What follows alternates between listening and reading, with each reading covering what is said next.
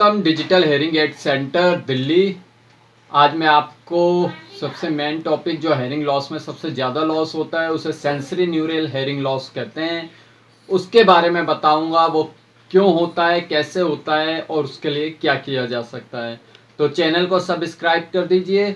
और अगर आपको हेयरिंग एड परचेस करना है तो मेरे पास आपको होलसेल रेट पे हेयरिंग एड मिल जाएगा। तो टॉपिक को शुरू करते हैं। Sensory hearing loss. Sensory hearing loss, जैसे कि नाम से पता चल रहा है, सेंसरी मतलब कॉकलियर के पीछे एक पार्ट होता है जो कॉकलियर में होता है, उसके सेंसर होते हैं, उसे सेंसरी कहते हैं। और न्यूरल होता है मतलब नसें।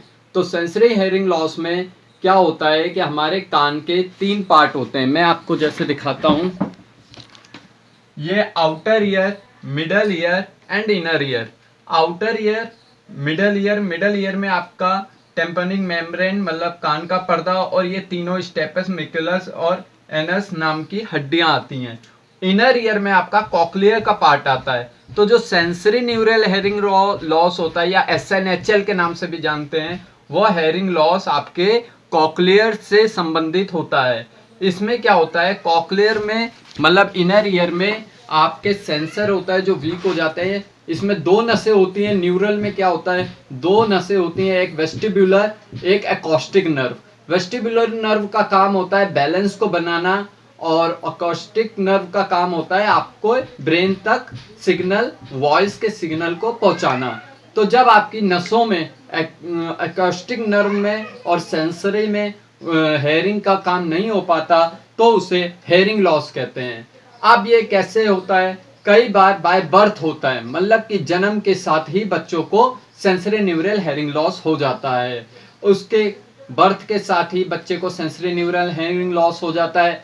कुछ फैक्टरों में एज फैक्टर, एज अगर आपकी ज्यादा हो जाती है तो सबसे कॉमन हेयरिंग लॉस जो होता है वो SNHL sensory neural hearing loss होता है। आपकी रिपोर्ट में कई बार सेंसरी हेयरिंग लॉस या SNHL हेयरिंग लॉस लिखा होता है। एज फैक्टर की वजह से भी होता है। और कई बार क्या होता है कि आपका ट्रॉमा मतलब कान में कोई चोट लग गई या ब्रेन में चोट लग गई, तब भी SNHL लॉस होने की संभावना रहती है। SNHL लॉस कई बार मेडिसिन से भी होता है, कुछ एंटीबायोटिक्स होते हैं, अमीनो साइक्लोनिक एंटीबायोटिक्स से भी है, आपका SNHL हेयरिंग लॉस हो जाता है।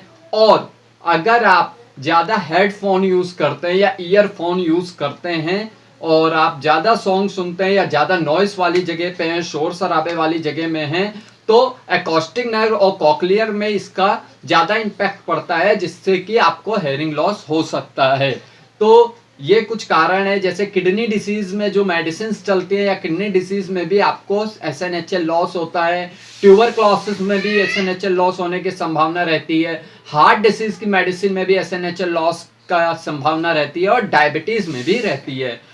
इस तरह रहता है। अब इसका निदान, डायग्नोस बच्चे में OAE किया जाता है या बेरा टेस्ट के द्वारा पता किया जाता है। बड़ों में प्योर टोन ऑडियोमीट्री के जो द्वारा डायग्नोस हो जाता है SNHL लॉस। और अब बात करते हैं इसका, आप क्या इसको कैसे खत्म किया जा सकता है या इसका इलाज क्या है। तो बच्चों में तो कॉकलियर इम्प्लांट होता है, जो कि कॉकलियर इम्प्लांट कान के अंदर एक मशीन डाल दी जाती है, कॉकलियर के अंदर एक मशीन डाल दी जाती है, उससे आपका बच्चा सुन सकता है SNHL लॉस में। ये प्रक्रिया अगर आप बाय बर्थ से 4 साल तक के अंदर में करा लेते हैं तो बहुत अच्छा रिजल्ट होता है।